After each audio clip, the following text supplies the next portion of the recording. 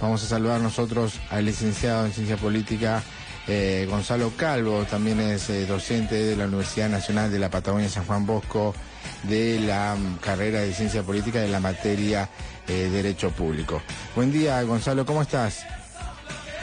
Buen día, Tony, gracias por la comunicación y un saludo a toda la audiencia. Bueno, feliz año igual, porque no tuvimos la oportunidad de saludarnos en este nuevo año 2026. Cierto, gracias igualmente para vos, para tu familia, y bueno, también un feliz aniversario a nuestra ciudad, ¿no? A Comodoro Rivadavia, pasados 3 días, un aniversario signado no solamente por la catástrofe, sino también por una situación económica compleja. Claro, y justamente el tema del llamado y la comunicación que te hacemos a vos, Gonzalo, efectivamente para preguntarte, ¿no? Con respecto, ¿por qué pensás que se están cerrando las empresas en Argentina? ¿Qué pasa? Y nos podemos hacer desde una mirada a través de la ciencia política como también una mirada socioeconómica. Sí, bueno, en general las políticas económicas, sí, que llevan a cabo todos los gobiernos de todos los países, se pueden clasificar de muchas maneras, ¿no? La primera clasificación es si son políticas expansivas o son políticas contractivas, ¿sí? Es decir, si son políticas que expanden la economía, la circulación de dinero y el consumo, o si son políticas que, por el contrario, apuntan a contraerlo, ¿sí? Este es el caso de las políticas que llevó adelante el actual gobierno, ¿sí? Del presidente Milei, tal como lo planteó en campaña, o sea, no fue ninguna sorpresa. Claro. El diagnóstico del cual partió el oficialismo es que el principal problema de la economía argentina era la inflación, ¿sí? Esto fue lo que planteó, no estoy haciendo otra cosa que interpretando y resumiendo lo que planteó Javier Milei en campaña, hace poco más ya de 2 años, ¿sí? Ya vamos promediando la mitad de su gestión de gobierno. Entonces, él planteó una clasificación, una jerarquización de los problemas, donde la inflación era por lejos el principal de los problemas de la economía.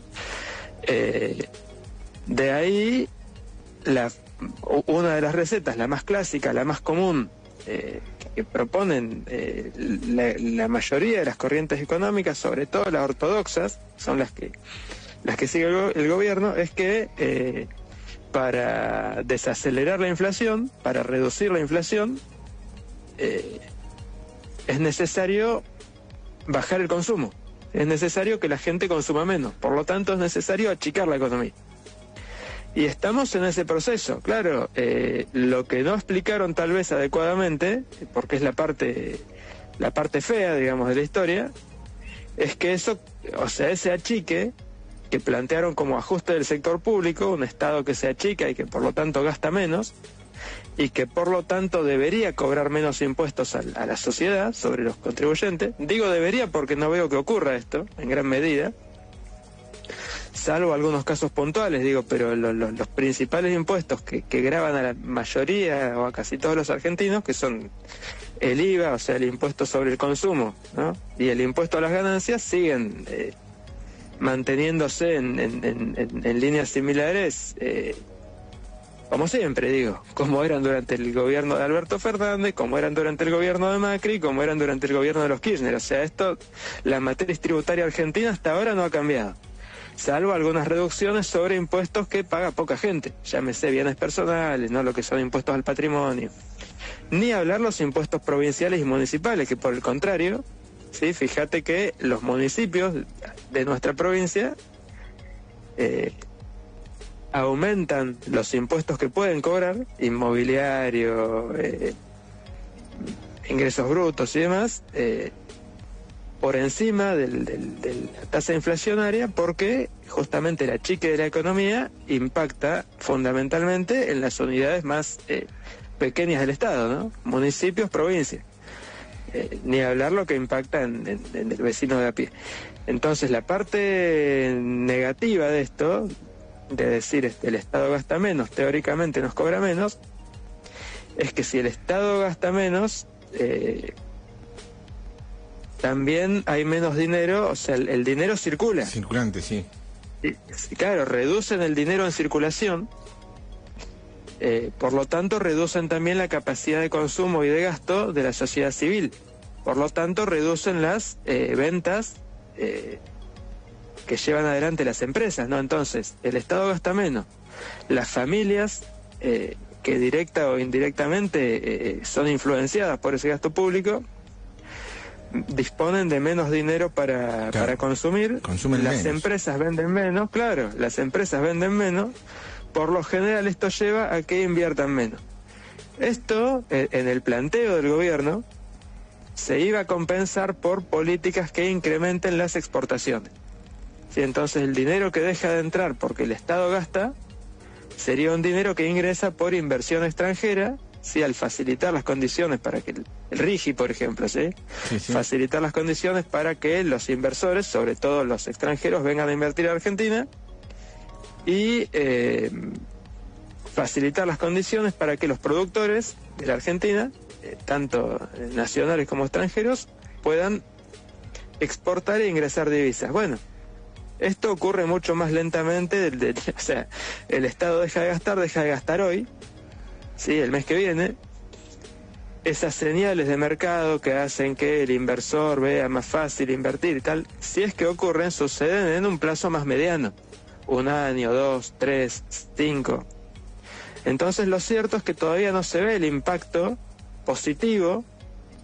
Digo todavía porque no sé si alguna vez se va a ver o no, porque depende de muchos factores. Y que termine no solamente y que termine su gestión también, ¿no? Eso por ahí espera uno igual, ¿no? No, claro, sí, como siempre, o sea, como cualquier gobierno de color político, en democracia lo mejor que nos puede pasar es que termine y que el pueblo decida si le da una oportunidad más o no, mediante el voto, eso desde ya. Pero digo, en términos económicos, ¿no? Más allá de quién gobierne, en términos de políticas económicas, el hecho de que un gobierno facilite ciertas condiciones para que lleguen inversiones de afuera, no garantiza que esas inversiones lleguen. ¿Por qué? Porque a lo largo de todo el mundo ocurren diferentes cosas, no sé, política arancelaria de Trump, por ejemplo. Tal cual, que no solamente es proteccionista, sino que es cambiante, es inestable. Exacto. Guerra comercial Estados Unidos-China. Claro, dos potencias. Guerra de Ucrania.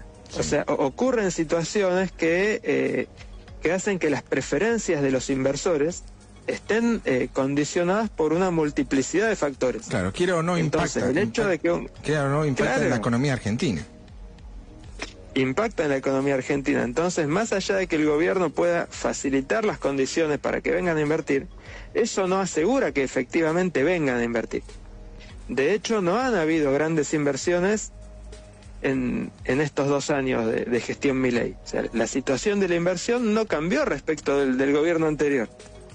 No hubo una avalancha de inversiones, ¿no? Bueno, mira que acá quiero que compensen el... Sí. Quiero compartir un título con vos y vos vas a ver más o menos si ellos están más informados que nosotros o estamos iguales, porque ayer efectivamente el presidente de la Cámara de Comercio dijo así en un título, ¿no? Algunos vamos a quedar en el camino, pero el precio que hay es justamente para pagar una Argentina normal. Así se refirió el presidente de la Cámara de Comercio, Mario Gridman, en una reunión, ¿viste? O sea, ellos están viendo algo más que por ahí nosotros quizás no sabemos, ¿no?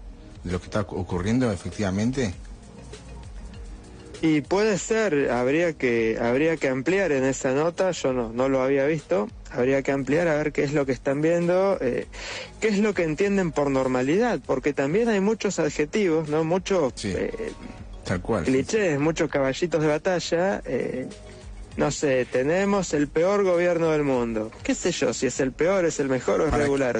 ¿Y para quién, no? Por ahí dejar de adjetivar, por ahí dejar de adjetivar tanto y empezar a informar con datos y con cifras que permitan comparar efectivamente. Porque ahí también hay un problema. No, tenemos el peor presidente del mundo. ¿Cómo? ¿El peor no era el de antes, que lo decíamos de todo? Claro. O sea, bueno, cada vez que sale un presidente parece que era peor que el otro y todos son los peores del mundo, ¿no? Entonces, por ahí está bueno... Sí, perdón. Sí, no, sí, está bien. Yo quería por ahí redondear en el sentido que por ahí nosotros, en este sentido, para informar, tenemos que buscar datos oficiales, ¿no? Por lo menos oficiales, claro, de la Superintendencia de Riesgo de Trabajo, que dijo que se han perdido 290.600 puestos de trabajo. Eso es un dato oficial, ¿entendés? No hay adjetivo, no hay nada. Claro. Corta la bocha, se dice, ¿no? Algo así. Bueno, claro, por ahí eso es lo que sirve. Entonces uno puede decir, bueno, pero a ver, se perdieron, ¿por qué? Porque esa gente, después podés empezar a analizar más finito, ¿no? Che, esa gente, efectivamente se perdieron y es un desempleo friccional, digamos, perdieron un trabajo, pero el mes que viene encuentran otro. Tal cual. Es un desempleo que se va a convertir en estructural. Formal. Es voluntario, o sea, es gente que decidió pasar a la economía cuentapropista porque le convenía más. Es gente que echaron y no le queda otra y no sabe qué hacer, ¿no? Por ahí empezás a desglosar más fino. A mí hay un dato, 290.000 puestos de trabajo formales, obviamente, registrados a nivel nacional. En la cuenca perdimos 22.000, o sea, casi el 10% de toda la pérdida nacional la estamos registrando en el Golfo San Jorge. Sí. Y ahora 22.000 era el número para fin de año, me parece, se debe haber incrementado, pero yo no tengo la cifra actual de este primer trimestre. No, yo tampoco, pero sí sabía que iban a haber más despidos, de acá hasta ahora hubieron más despidos. Y ahora se ha anunciado, claro, con bombos y platillos, que llega Comodoro Rivadavia a McDonald's y hay 100 puestos de trabajos. No se compara con las pérdidas de trabajo que tuvo efectivamente lo que estás hablando vos, Gonza. No, y además hablamos de 22.000 puestos que en su mayoría son muy bien pagos, vinculados con la industria petrolera. Totalmente. Contra el empleo que pueden ofrecer este tipo de cadenas, que bueno, yo recuerdo cuando vivía en Buenos Aires, no sé si habrá cambiado mucho. En general eran chicos que estudiaban y para parar un poco la olla tomaban un trabajo de medio término en McDonald's o en un Burger King o en un call center, digamos. Claro. Te hablo de la década del 90. No sé si habrá cambiado mucho esa situación, me da la impresión de que no. Entonces vos imaginate el jefe de familia o la jefa de familia que trabajaba en YPF, por ejemplo, y cobraba cifras millonarias, y podía darse un nivel de vida y de consumo interesante, contra alguien que estaría cobrando un medio sueldo de algún convenio bajo, ¿no es cierto? Claro. Obviamente bienvenido sea cualquier empleo que se genere, pero digo también por ahí hay que no quedarse solo con la cifra es importante, pero después a partir de la cifra hacer análisis cualitativo. ¿Cuáles son los empleos que se pierden? ¿Cuáles son los empleos que eventualmente los reemplazan? ¿O cuál es la actividad que eventualmente los reemplaza? Porque también vemos proliferar la informalidad, obviamente. La gente busca y necesita alguna salida. Ahora, no, desde el punto de vista del ingreso, ¿sí?, y de la cobertura social, no hay forma, no hay punto de comparación entre un trabajo en relación de dependencia en una empresa vinculada con el sector productivo o salir a vender algún alimento en la calle por cuenta propia, que es lo que se ve que está sucediendo, o ropa o lo que fuere, ¿no? Que obviamente como rebusque sirve, pero estamos hablando no solamente de una pérdida de cantidad, sino de un deterioro en la calidad del empleo impresionante, ¿no? En pasar de tener obra social, aportes jubilatorios, cobertura por riesgo de trabajo, todo lo que implica el empleo registrado. Sí, vacaciones, aguinaldo. Claro, a ver qué podemos hacer para llegar a fin de mes sin comernos todos los ahorros, si es que nos quedan ahorros. Claro, tal cual, sí, tal cual. ¿No? Y esto tiene que ver con eso, con las políticas restrictivas y recesivas. Alguien puede plantear desde un enfoque económico que era necesario, ¿sí? De vuelta, si el problema era la inflación, reducir la inflación mediante la reducción del consumo y la reducción de la emisión es una receta. Desde el punto de vista económico es la más fácil, porque vos sabés que si no hay plata la gente no consume, por lo tanto los precios bajan. O sea, eso hay que ver cuánto bajan, digamos cuáles bajan, pero en general bajan. ¿Qué es lo que ha venido sucediendo? Digo, se desaceleró la inflación, no empezaron a bajar los precios, las cosas no son más baratas que el mes pasado, pero en lugar de aumentar un 7-8%, aumentan el 2, el 3, el 4. Sí, eso es lo que viene pasando. Ahora, hay que ver si en el mediano plazo, si en el corto plazo redujeron la inflación. No la neutralizaron del todo, pero la redujeron. Hay que ver si en el mediano plazo el remedio no resulta peor que la enfermedad. Claro, totalmente, sí. En términos no solamente de pérdida de empleo, en términos de deterioro del tejido social. Bueno, porque por ahí se puede preguntar uno igual si estamos ante una crisis pasajera o estructural del empleo igual. Eso también tiene que ver con, como decíamos anteriormente, si iban a venir inversiones con respecto a se quiere quite o achicamiento del Estado, ¿no? Sí, y no solamente achicamiento del Estado, sino el guiño que eso supone, claro, para que el sector privado también se achique, que es lo que vino pasando puntualmente en nuestra ciudad y en nuestra región, vinculado a la actividad petrolera, que es el motor de nuestra economía, ¿no? Donde un Estado que se achica hace que la empresa de mayoría estatal directamente opte por retirarse, en mi opinión, sin asegurar las coberturas necesarias para que los empleados continuaran trabajando con un mismo encuadre en las operadoras que reemplazaron a YPF, y a partir de ahí todo el sector, podríamos decir, hablando mal y pronto, aprovecha la volada para ajustar sus costos mediante el despido de personal o el empeoramiento de las condiciones. Cosa que es probable que desde la cuenta de las empresas fuera necesario. Yo ahí desconozco. Bueno, ahí efectivamente lo que estamos hablando todo genera una incertidumbre y miedo del empleado de que el día de mañana, si te toca a vos, cómo llevar adelante la situación, porque esto genera efectivamente una incertidumbre total en la sociedad. Sí, por supuesto, que también es una herramienta política la incertidumbre, ¿no es cierto? Sí. Eso no dejemos, no hay que perderlo de vista. No, tal cual. Por eso tenemos que, nosotros desde este lugar tenemos que analizar por qué se generan estas expectativas de incertidumbre, ¿no? ¿Para qué? ¿Quién lo utiliza? ¿Si es a favor o en contra? Bueno, son todos una serie de detalles que nosotros por ahí tenemos que ir viendo y analizando. Sí, y otra pregunta que yo me hago siempre, ¿no? Es ¿dónde está el dinero que antes el Estado podía gastar, mal o bien? Después se puede discutir si estaba bien o no el gasto público, o sea, cómo se direccionaba o la eficiencia, obviamente todas esas son discusiones válidas y necesarias, creo yo. Ahora, el Estado deja de gastar un dinero, no se modificó sustancialmente la matriz tributaria. ¿A dónde fue a parar esa riqueza? Esa es la otra pregunta, que muy poco se hace. Sí, yo hoy al principio del comienzo del programa, y para compartir con vos, Gonza, estaba hablando del Fondo de Asistencia Laboral, que es el FALDO, de dónde van a sacar la plata, con respecto, esto dice que este proyecto sirve para indemnizar a los trabajadores cuando queden desempleados. Pero, ¿de dónde se va a sacar la plata? Justamente del ANSES, donde dicen que no hay plata. Claro, una especie de seguro de desempleo que en algunos el modelo de la UOCRA, digamos, ¿no? El modelo que actualmente rige para el convenio de la construcción, donde al ser temporario el empleo, la persona queda desempleada por X meses y va a cobrar un seguro. Un modelo que, por ejemplo, en España funciona. Ahora, funciona a partir de un fondo al cual van aportando el trabajador y el empleador durante el periodo activo de empleo.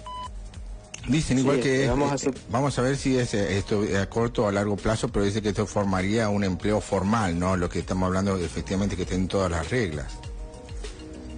Sí, porque bueno, vos, en teoría podría funcionar lo que decís vos, ¿no?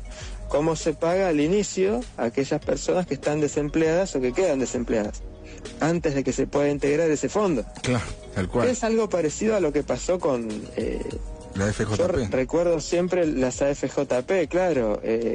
Cuando el grueso de los trabajadores en actividad dejó de aportar al Estado, el Estado tuvo que seguir haciéndose cargo de las jubilaciones de quienes ya estaban jubilados o estaban próximos a jubilarse.